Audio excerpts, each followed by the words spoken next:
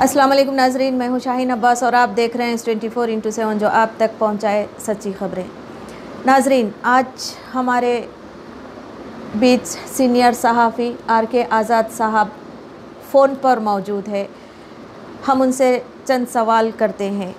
अस्सलाम वालेकुम आज़ाद साहब।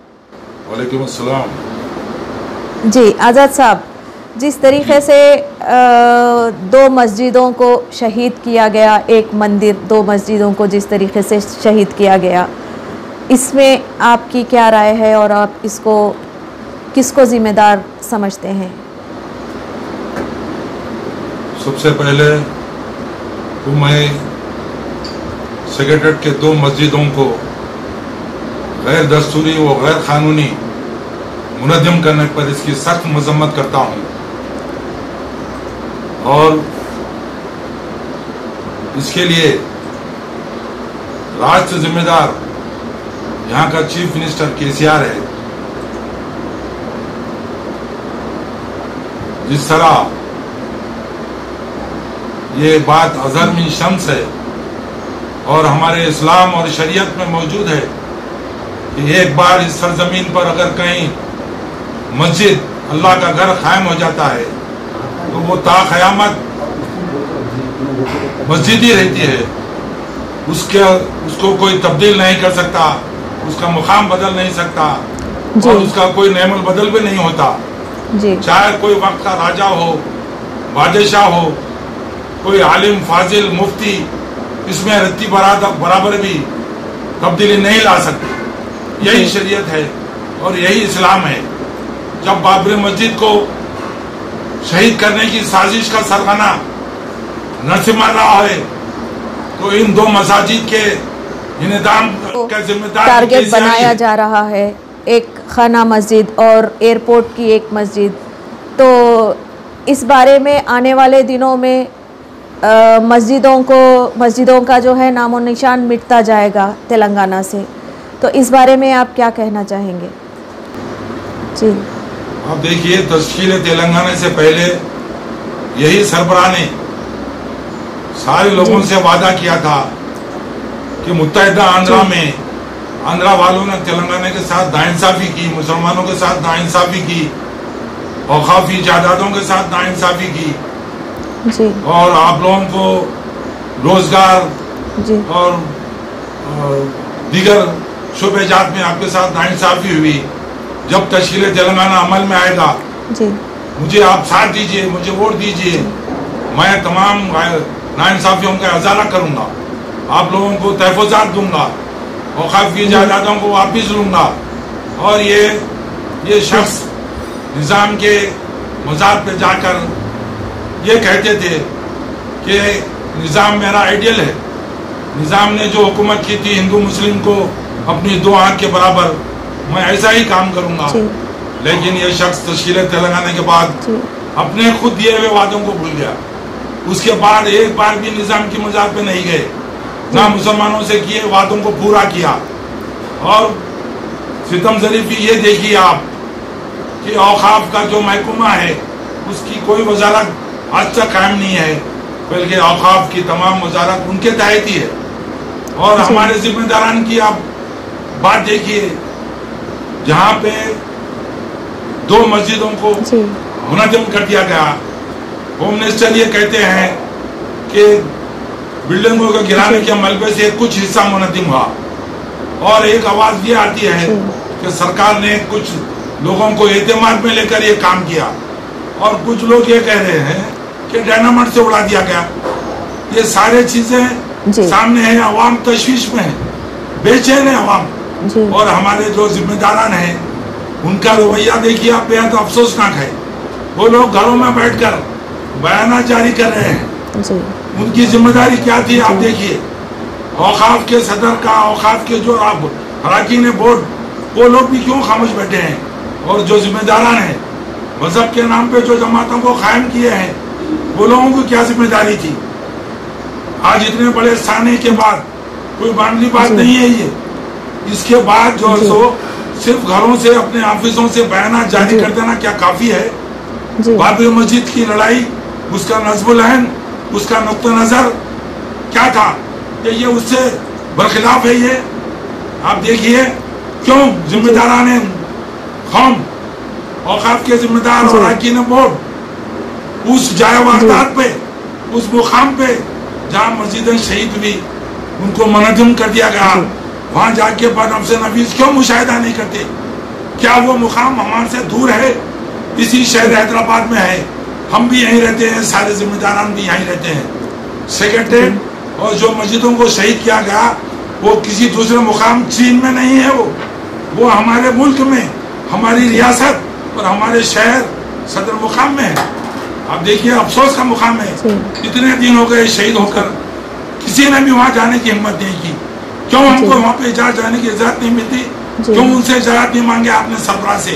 یہ جمہوریت ہے, عوامی راج ہے, یہاں پہ ماشاءاللہ یہ ڈکٹیٹرشپ نہیں ہے. خاموش بیٹھ کے تماشا دیکھا جا رہا ہے.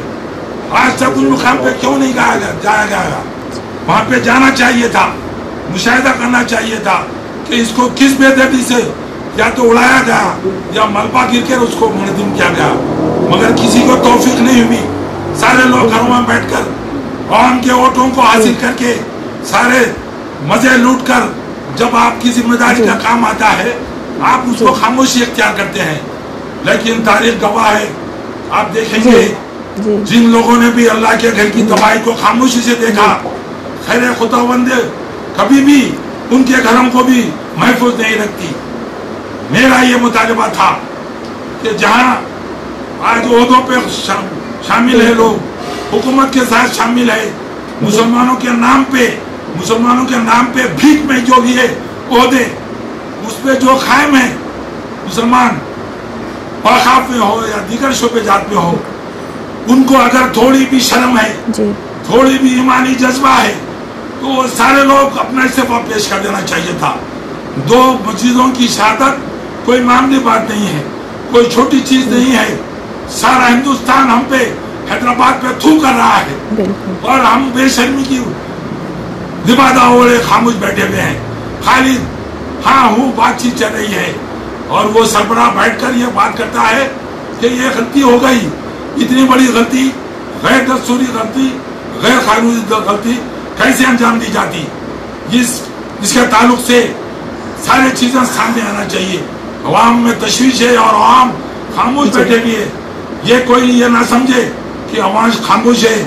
جس دن عوام اٹھے گی, آپ نے دیکھیے آپ جو بھی ڈکٹیٹر تھے, جن لوگوں نے بھی عوام کو بیوقوف بنایا, جن لوگوں نے بھی عوام کو ڈرایا دھمکایا, جن میں نرسمہا راؤ یا دنیا کے صدام ہو یا قذافی ہو, ان کا اثر بھی ان کو یاد رکھنا چاہیے.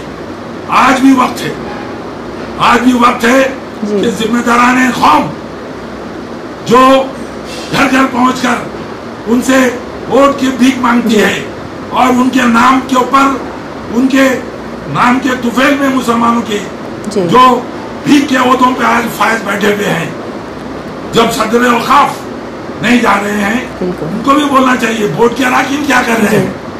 ایک چھوٹا معاملہ ہے یہ, 2 مسجدوں کو شہید کیا گیا. لگاتار آپ دیکھیے تشکیل تلنگانہ کے بعد مسلمانوں کے خلاف برابر کام ہوتے آ رہا ہے. ان کے کہنے میں اور کرنے میں بہت فرق ہے. عمرپیٹ کی مسجد کو وہ شہید کیا, آج تک اس کا پتہ نہیں چلا. نہ 12% تحفظات کی بات ہوئی, نہ اوقاف بورڈ کو جوڈیشل پاور دیا گیا. میں کیسر صاحب سے یہ کہہ رہا ہوں کہ آپ ہوش میں آئیے. آپ نے جو مسلمانوں سے, عوام سے, سب سے جو وعدہ کیا تھا تشکیل تلنگانہ سے پہلے, ان وعدوں کو پورا کیجیے. برخلاف اس کے آپ تشکیل تلنگانہ کے بعد اپنے اہل خاندان کے ساتھ اور نرسمہا راؤ کی سمادھی کے ساتھ آپ بدکما کھیل رہے ہیں. یہ شہر ساری دنیا میں مشہور تھا. یہ شہر حیدرآباد قلی قطب شاہ کو قائم نہیں کیا, انہوں نے قائم کیا ہے. قلی قطب شاہ نے فجر کی نماز پڑھ کے اللہ کے نام پہ جس کو آباد کرنے کے لیے انہوں نے دعا کی. انہوں نے دعا یہ کی کہ یا اللہ اس شہر کو بلا لحاظ مذہب و ملت, ہندو مسلم سکھ عیسائی, تو اسے آباد کر دے. آج شہر کی حالت دیکھیے آپ. آصف جاؤ نے اس شہر کو سنبھالا, ترقی دی. یہ شہر پہلے سے ترقی یافتہ ہے. آپ آندھرا والوں کو کہتے تھے کہ آندھرا والے اس شہر کو لوٹے, یقیناً لوٹے. اوقاف کی زمینوں کو لوٹا, شہر کو لوٹا, یہاں سے کروڑپتی بن کے چلے گئے. لیکن جب سے آپ یہاں کے حکمران بنے آپ نے کیا کیا؟ آپ بھی وہی کام کر رہے ہیں. اپنے اہل خاندان بیٹا بیٹی داماد کو لے کر ایک سازشکار نرسمہا راؤ کی سمادھی پر بیٹھ کر کروڑوں خرچہ کر رہے ہیں. آج کرونا سے ساری عوام پریشان ہے. پورا دنیا پورا ریاست حیدرآباد کی عوام آکسیجن کے لیے دواؤں کے لیے پریشان ہے. آپ دواخانوں کو تعمیر کرنا چھوڑ کے سینکڑوں کروڑ روپے سے آپ سیکریٹریٹ کو منظم کر کے ان کی وہ عمارت کو توڑ کے نئی عمارت بنا رہے ہیں. یہ آپ کے دینی تسکین کے لیے آپ کے واسطوں کے لیے یہ غریب عوام کے پیسوں کو آپ اٹھا رہے ہیں. یہ غیر قانونی اور غیر دستوری ہے. آپ آصف جاؤں کے بنائے ہوئے دواخانوں کی مرمت نہیں کر سکے آج تک. 70 سال ہوگا.